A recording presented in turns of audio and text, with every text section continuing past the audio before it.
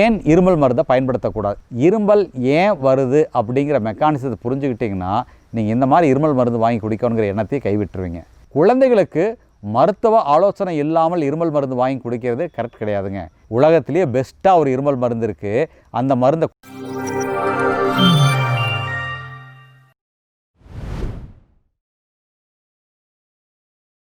Welcome back to Aathichoodi channel.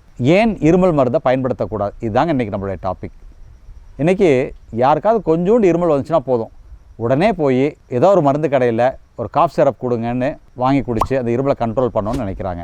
அதுவும் இதில் மோசமான விஷயம் என்னென்னு பார்த்திங்கன்னா, ஒரு டாக்டர்கிட்ட ஆலோசனை பண்ணாமல் நேரடியாக போய் ஒரு காஃப் சிரப் கொடுங்க அப்படின்னு கேட்டு வாங்கி கொடுக்கறது என்றைக்குமே நல்லது கிடையாதுங்க. அப்படி இருமல் மருந்து வாங்கி குடித்து இந்த இருமலை கண்ட்ரோல் பண்ணணுங்கிற அவசியம் இல்லை. முதல்ல இருமல் ஏன் வருது அப்படிங்கிற மெக்கானிசத்தை புரிஞ்சுக்கிட்டிங்கன்னா நீங்கள் இந்த மாதிரி இருமல் மருந்து வாங்கி குடிக்கணுங்கிற எண்ணத்தையே கைவிட்டுருவீங்க. இருமல் எதனால் வருதுன்னு பார்த்தீங்கன்னா, நம்மளுடைய சுவாச பாதையில், அதாவது மேல் பகுதி அப்பர் ரெஸ்பிரேட்டரி ட்ராக்ட், இதில் ஏற்படக்கூடிய இரிட்டேஷன்னால் தாங்க இருமல் வருது. இல்லை இந்த பகுதியில் கஃபம் இருந்தால் இருமல் வரும். அப்புறம் பல நேரங்களில் பார்த்திங்கன்னா இந்த இருமல்ங்கிறது ஒரு சளி பிடிச்சாலோ இல்லை அலர்ஜியோ இது போன்ற விஷயங்களுக்கு அப்புறம் தான் இந்த இருமல் வரும். பல நேரங்களில் இது பார்த்திங்கன்னா ஒரு செல்ஃப் லிமிட்டிங், தானாகவே சரியாகக்கூடிய ஒரு விஷயம். அப்படி இருக்கும் பொழுது உடனே போய் ஒரு இருமல் மருந்து வாங்கி குடிக்கணுங்கிறது கரெக்ட் கிடையாதுங்க. அப்படி ரொம்ப தொந்தரவாக இருக்கா, ஒரு மருத்துவனுடைய ஆலோசனைக்கு அப்புறம் தான் நம்ம இருமல் மருந்து வாங்கி குடிக்கணும்.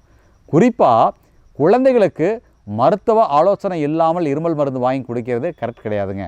இங்கிலாந்து, அதாவது யூகே, அமெரிக்கா இது போன்ற நாடுகளில் குழந்தைகளை கூட்டிகிட்டு டாக்டர்கிட்ட போய், டாக்டர் என் குழந்தைக்கு இருமல் இருக்குது, நைட் தூங்கும்போது லொக்கு லொக்குன்னு இரும்புது அப்படின்னு சொல்லி நீங்கள் இருமல் மருந்து கேட்டால் கண்டிப்பாக கொடுக்கவே மாட்டாங்க. அதுக்கு பதிலாக அவங்க சொல்லுவாங்க, உலகத்திலேயே பெஸ்ட்டாக ஒரு இருமல் மருந்து இருக்குது, அந்த மருந்தை கொடுங்க, காலையில் ஒரு ஸ்பூன், மத்தியானம் ஒரு ஸ்பூன், ராத்திரி ஒரு ஸ்பூன் கொடுங்க, இருமல் நல்லா சரியாகும், ஹெல்ப்ஃபுல்லாக இருக்குன்னு சொல்லுவாங்க.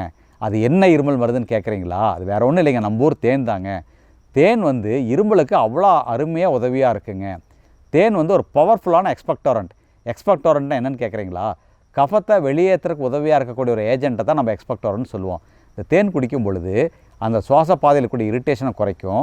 அது மட்டும் இல்லாமல் கஃபத்தை வெளியேற்றுறதுக்கு நல்லா உதவியாக இருக்கும். அதோட தேனில் வேறு சில அடிஷ்னல் பெனிஃபிட்ஸ் இருக்குது.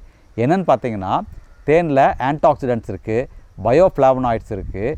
இதெல்லாம் பார்த்தீங்கன்னா நம்மளுடைய எதிர்ப்பு சக்தியை கூட்டும். கூட அதில் விட்டமின்ஸ், மினரல்ஸ் இருக்கும். இது எல்லாமே ஒரு சப்போர்ட்டிவாகவும் இருக்கும். அது இல்லாமல் ஏன் குழந்தைகளுக்கு காஃப் சிரப் கொடுக்கக்கூடாதுன்னு பார்த்தீங்கன்னா, இந்த பொதுவாக அந்த காஃப் சிரப் பார்த்திங்கன்னா ஒரு செடேட்டிவ் தன்மை இருக்கும், ரெஸ்பிரேட்டரி சென்டரை சப்ரஸ் பண்ணக்கூடிய தன்மை இருக்கும். அதாவது இந்த சுவாச மண்டலத்தை சப்ரஸ் பண்ணக்கூடிய தன்மை இருக்கும். அதனால் அது நல்லதே கிடையாதுங்க குழந்தைகளுக்கு. அப்போது இயற்கை நமக்கு இருமலுக்கு உதவியாக இவ்வளோ ஒரு அற்புதமான ஒரு விஷயத்தை கொடுத்துருக்குது தேனை. நான் எதை சொல்கிறேன்னா, தேனை பற்றி சொல்கிறேன். ஸோ இருமல் இருந்தால் தேன் கொடுங்க, தேன் யூஸ் பண்ணுங்கள், இருமலுக்கு ரொம்ப உதவியாக இருக்கும். இவ்வளோ நேச்சுரலாக கிடைக்கக்கூடிய தேனை தேவைப்பட்டால் நம்ம கொஞ்சம் சுடுதண்ணில் கலந்து குடிக்கலாம். அது தொண்டைக்கு இதமாக இருக்கும், இருமலுக்கு ரொம்ப உதவியாக இருக்கும். அதோடு சேர்ந்து கொஞ்சம் ஆவி பிடித்தல், மற்ற சில விஷயங்களை கடைபிடிக்கும் பொழுது இருமலும் நல்லா கட்டுப்பாட்டுக்குள்ளே சரியாகும். ஸோ மறக்காமல் உங்களுக்கு தெரிஞ்சவங்களுக்கோ இல்லை உங்களுக்கோ இருமல் இருந்தால் ஃபஸ்ட்டு நீங்கள் யோசிக்க வேண்டியது தேன். சரிங்களா?